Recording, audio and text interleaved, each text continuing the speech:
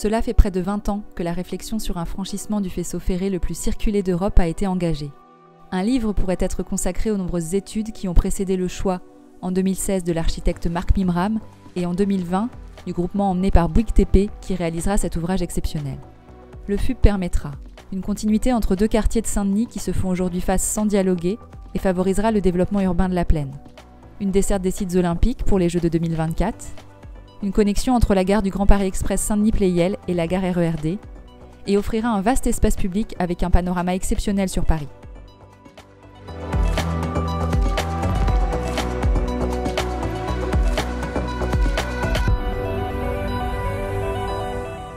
Le franchissement enjambera près de 50 voies ferrées, dont 12 dédiées au TGV, Thalys, RER et Transilien.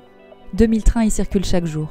Portée par Plaine Commune, qui en a délégué la maîtrise d'ouvrage à Plaine Commune Développement, l'opération implique un travail étroit avec la SNCF, qui doit réaliser des travaux préparatoires, et avec laquelle il faut planifier les interventions pour réaliser le chantier en toute sécurité et interrompre le moins possible le trafic ferroviaire. L'ouvrage présente également des imbrications techniques avec d'autres projets, comme la gare du Grand Paris Express et les tunnels du futur métro, dont 3 sont réalisés sous le franchissement. C'est pourquoi, même si rien ne se voit encore, les ingénieurs, architectes, bureaux d'études et l'équipe de Plaine Commune Développement œuvrent déjà depuis plusieurs années à l'organisation de ce chantier inédit. Le FUP est constitué de 2 ouvrages accolés. Une passerelle piétonne en Y, composée d'un tablier élancé et suspendue par 3 exostructures, ressemblant à des squelettes de baleines, et un pont routier.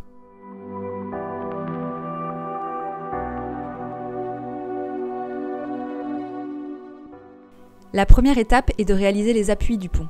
Il y en a 5, 2 culées en rive et 3 piles sur le domaine ferroviaire. Pour permettre leur construction, il faut en amont réaliser une passerelle provisoire. Les chantiers des piles, conçus comme des sas, sont isolés des voies ferrées et des caténaires par des écrans de 9 à 12 mètres de haut. Les ouvriers et matériaux légers descendent de la passerelle et les matériaux encombrants arrivent par le bas, via des trains travaux. 3 voies de circulation sont monopolisées. Une fois la pile finie, on démonte le sas pour l'installer sur le chantier de la pile suivante.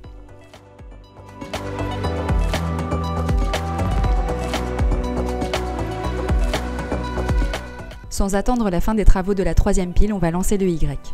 Le lançage est l'opération qui consiste à pousser le tablier d'un pont sur ces piles. Les éléments sont préalablement fabriqués en usine et assemblés sur des zones de montage sur les rives du faisceau.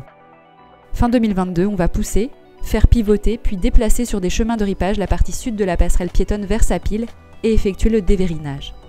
En 2023, les 2 autres parties de la passerelle seront lancées depuis l'ouest et depuis l'est. Le pont routier sera à son tour lancé en 2 étapes en 2024 et 2025.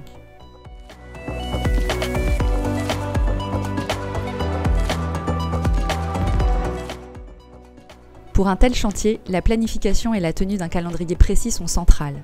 À ce jour, les contraintes liées au trafic des trains et aux chantiers alentours impliquent une réalisation en 2 temps. Une première phase va consister à réaliser la passerelle piétonne et une moitié du tablier routier. La partie piétonne sera mise en service pour les Jeux de 2024. La seconde phase consistera à finaliser le tablier routier. Une interruption temporaire de circulation est un moment pendant lequel aucun train n'est autorisé à circuler. Programmées 3 ans à l'avance les soirs et week-ends, elles impliquent la mise en place de bus de substitution pour le Transilien et le RER. Du fait de la sensibilité du faisceau concerné ici, les ITC ne dépassent pas 10 à 24 heures sur les voies principales et 44 heures sur le technicentre. Cela peut paraître très long pour un voyageur, mais c'est très court pour un lanceur de pont.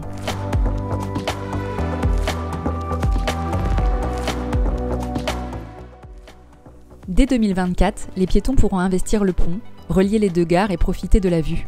Des installations artistiques sonores et végétales participeront à faire de ce nouveau lieu une expérience urbaine insolite. En 2026, bus et voitures pourront y circuler, tout comme les cyclistes qui profiteront de voies dédiées. L'architecture et les dimensions exceptionnelles du FUP lui permettront d'accueillir des événements de toute nature, comme des concerts. Il participera ainsi à l'animation de la ville.